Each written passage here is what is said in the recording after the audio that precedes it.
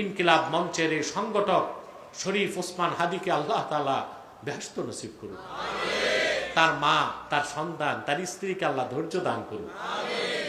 রোডঘাট বন্ধ করে কোনো লাভ নাই। মানুষকে কষ্ট না দিয়া যমুনা ঘেরাও দাও, ডক্টর ইউনূসকে আলটিমেটাম দাও। বাংলাদেশে ভারতীয় দূতাবাসের কোনো কার্যক্রম চলতে পারবে না। বাংলাদেশ থেকে ইলিশ রপ্তানি করা যাবে না, কোনো বাণিজ্যিক সম্পর্ক থাকবে না। 54 বছরে বাংলাদেশের পরীক্ষিত শত্রু ভারতের সাথে আর আজ থেকে কোনো সম্পর্ক রাখা যাবে না।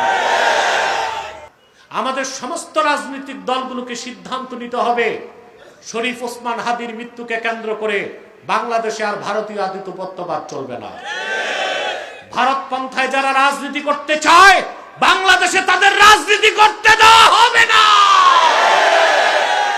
শরীফ ওসমান হাদি দেশের পক্ষে কথা বলেছে, তাকে শাহাদাত বরণ করতে হইল। সে শহীদ, আমার মন বলে সে শহীদ।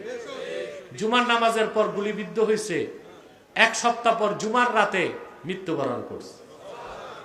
শহীদ ব্যক্তি।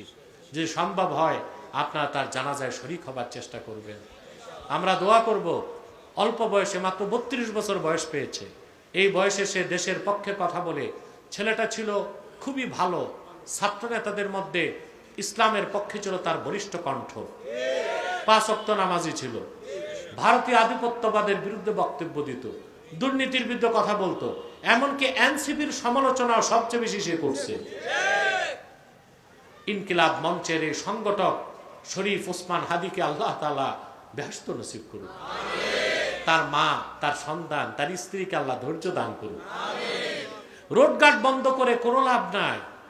আমাদের সমস্ত রাজনৈতিক দলগুলোকে সিদ্ধান্ত নিতে হবে, শরীফ ওসমান হাদির মৃত্যুকে কেন্দ্র করে বাংলাদেশে আর ভারতীয় আধিপত্যবাদ চলবে না।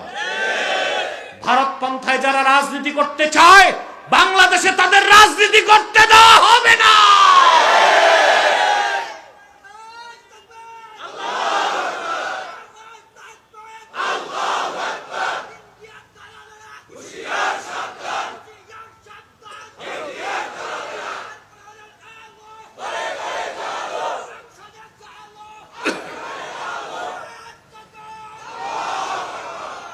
প্রিয় ভাইরা, তো টার্গেট কিলিং আরো হবে, আরো অনেক নেতাকে হত্যা করার চেষ্টা হবে।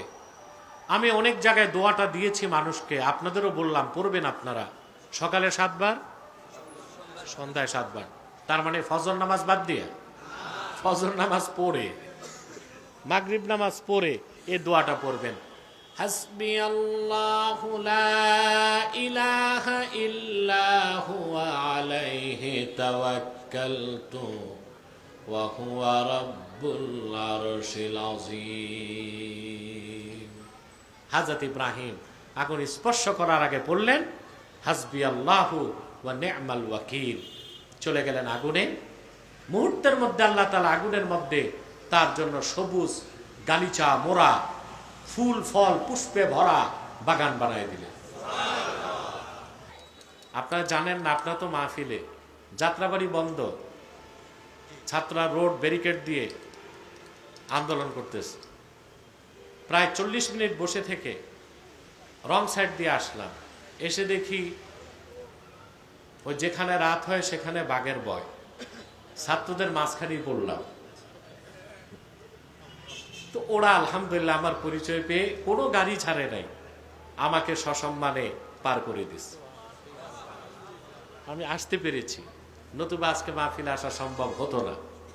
এটা আল্লাহ তাআলার বিশেষ মেহেরবানি ছাড়া আর কিছু নয়। সম্মানিত শুধু, তবে আমার দৃষ্টিতে মনে হয় ছাত্রদের রোডঘাট না আটকায়া যমুনা ঘেরাও করা দরকার।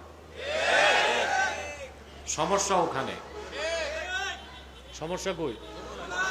ওখানে যেখানে স্পষ্ট হয়ে গেল শরীফ ওসমান হাদির খুনি ভারত পালিয়েছে, তো সে ভারতের দূতাবাস বাংলাদেশে 1 ঘন্টা চলতে পারে না। এটা বন্ধ করতে হবে। কি করতে হবে? অতএব রোডঘাট আটকায় মানুষকে কষ্ট না দিয়া যমুনা ঘেরাও দাও, ডক্টর ইউনূসকে আলটিমেটাম দাও। বাংলাদেশে ভারতীয় দূতাবাসের কোনো কার্যক্রম চলতে পারবে না। বাংলাদেশ থেকে ইলিশ রপ্তানি করা যাবে না। কোনো বাণিজ্যিক সম্পর্ক থাকবে না।